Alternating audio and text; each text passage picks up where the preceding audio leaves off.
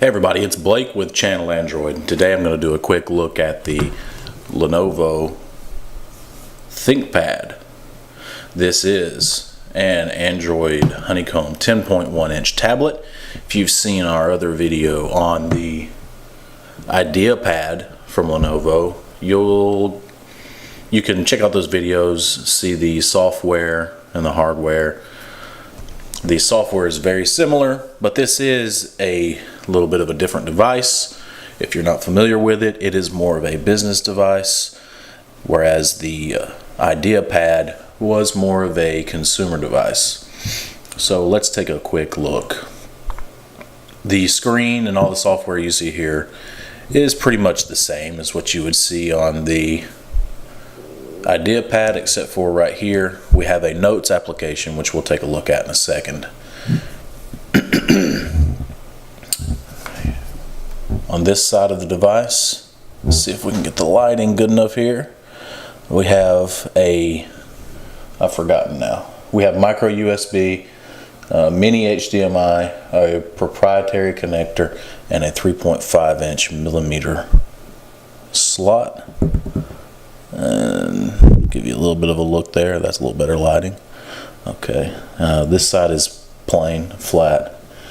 This side we have a speaker port here, and then a little sliding spot here that has a full-size USB connector, which will come in handy if you have the folio case for this device. So that's it on this side of the device. Now let's look at the top.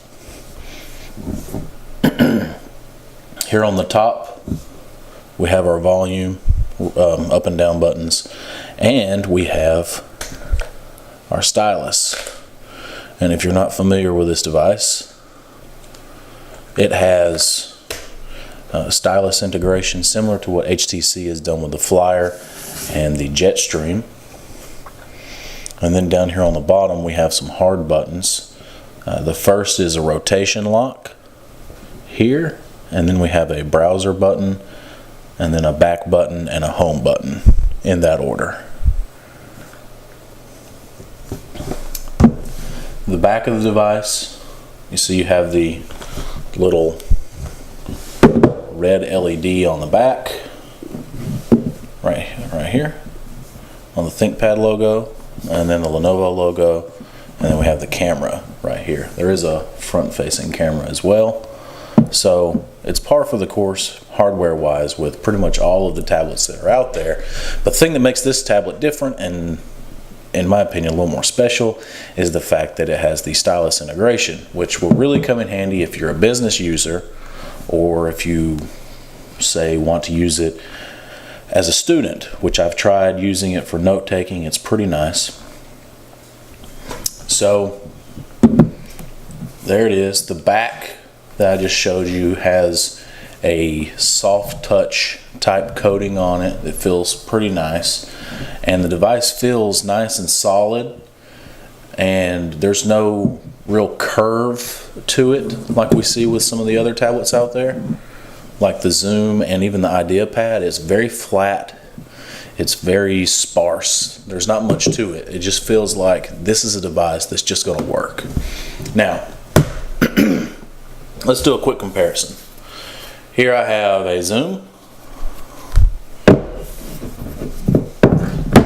and let's look at the size of each of these. If you compare the width of the devices, they're pretty close. I don't have the specs in front of me to tell you how much difference there is there, but they're pretty close. If you're looking at it from this angle, it looks like the Xoom is not as thick, but that's because of the way the Xoom tapers and curves on the back. If you get to the thickest point of each, then the Xoom may be a little bit, or the Xoom may be, I think they're about the same size. That's what I'm trying to tell you. Obviously, the Thinkpad is a larger device. Let's turn it around like this. Let's see if you can get a good look at the width and the height. That's about right. So you can see over here we got it coming out a little bit on the back, and it's substantially taller Now, let's compare this to the Samsung Galaxy Tab, which I have here. Now, you can go back and see our video on the Galaxy Tab and the Zoom comparison. You can see here that the Galaxy Tab isn't as tall when held in this position, but the width is really close to the same.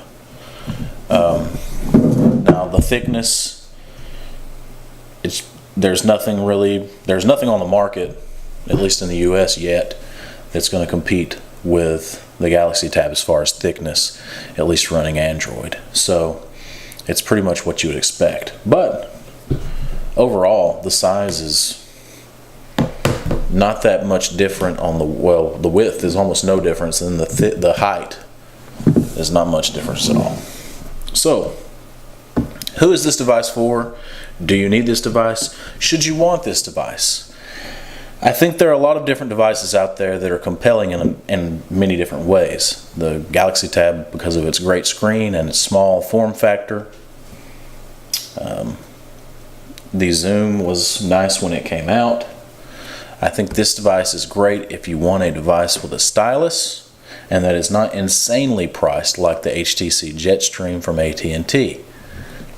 If you think you could use the stylus integration, you want something that'll work as a business tablet, I believe this is the route that you want to go. It's a little smaller than the IdeaPad, which I don't have to do a comparison, but basically I'm kind of confused with Lenovo because I'd have no idea why I would want an IdeaPad if I have this ThinkPad as an option and they're close to the same price. To me, this makes the IdeaPad, unless you just like the way the back of the IdeaPad looks, it's a bigger device, it's thicker, it's taller, it's wider, it's honestly a little bit too big. Not that there's a huge difference, but it's a little too big. And this device is, while a little bit thicker than some, not as thick as others, and a little bit taller and wider than the Zoom, it's still a very nice device. So I suggest you check it out if you are looking for a device that has stylus input, or if you're just looking for a honeycomb tablet in general. Thanks for watching the video, and be sure to check out our site and look for a full review of the Lenovo Thinkpad at channelandroid.com.